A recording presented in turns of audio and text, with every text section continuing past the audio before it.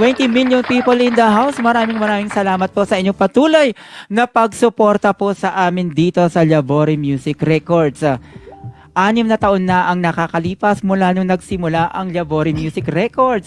Nakarating na tayo sa 195 original na kanta. Iba't ibang mga original, iba't ibang mga personalidad at iba't ibang mga recording artists ang nagpamalas ng kanilang mga talento. Kung saan-saan na tayo nakarating at kung sino-sino na ang ating nakakasalamuha dito sa ating tahanan. Kaya naman, isa sa mga parangal na nakuha ng Labori Music ngayong taon ang Most Outstanding Composer of the Year at syempre ang nakuha ng ating co-founder Liam Pangilinan ang Most Outstanding Recording Artist of the Year. Sa puntong ito, may karagdagang parangal ang ating tahanan na kung saan yayakapin at matutuwa ang lahat. Sir Liam?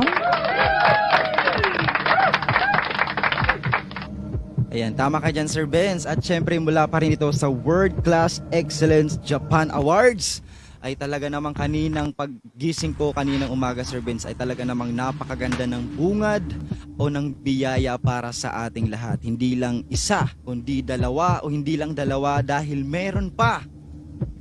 Meron pa, tama ang inyong narinig, meron pa tayong matatanggap na isa pang awards mula sa WECJ.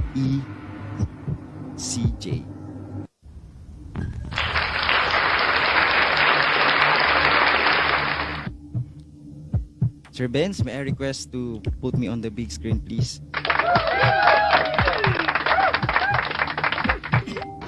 Ayan, habang naghahanda ang ating mag-grand launching, ay syempre gusto nating ipaalam kaagad-agad ang napakagandang balitang ito dahil isa sa inyo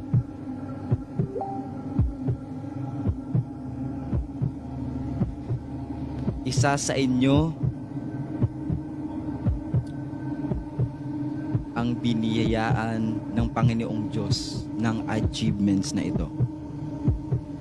Pero bago muna yan, akin munang babasahin ang nakapaloob dito.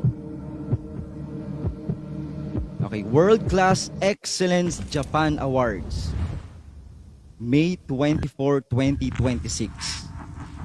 Hindi ko